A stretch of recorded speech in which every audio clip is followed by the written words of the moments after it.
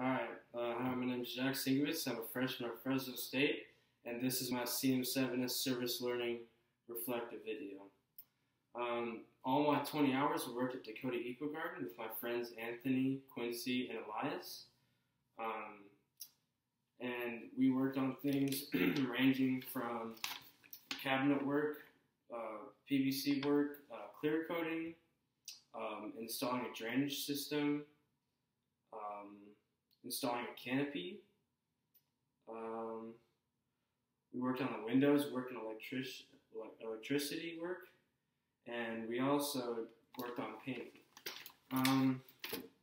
My experience as a construction worker for Brother Construction, I've worked there. It's a small private company in San Francisco. I've worked there for 4 summers now, and I feel like I've gained a lot of exposure and experience from working there, and I feel like that helped me a lot to understand what needed to be done and how I could input myself to better the Dakota Eco Garden with my work.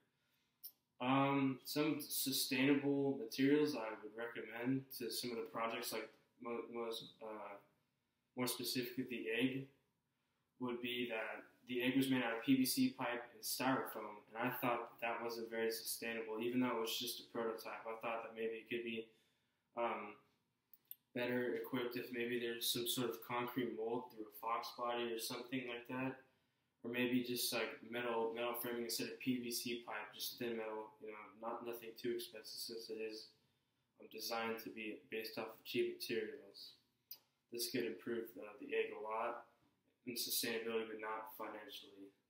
The 3 things I learned about through service learning was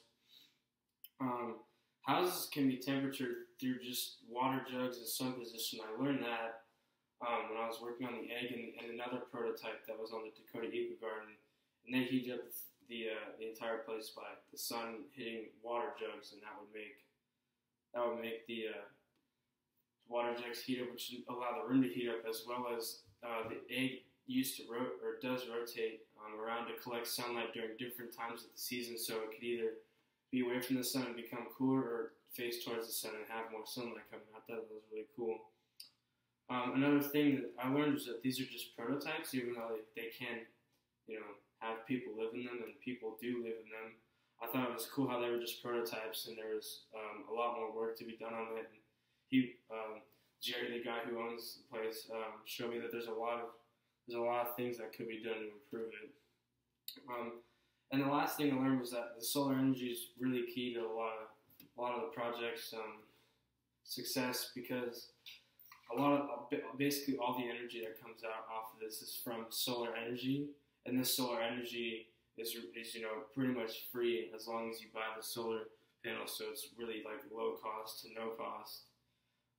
And this basically powered like all the houses at the Dakota Eco Garden, and it made energy like basically not a problem with the expenses. And I would say that honestly, I'd be open to come down to Dakota Eco Garden again next semester, even though I don't have any service learning hours, just to check on the progress and see what's done and what else could be done.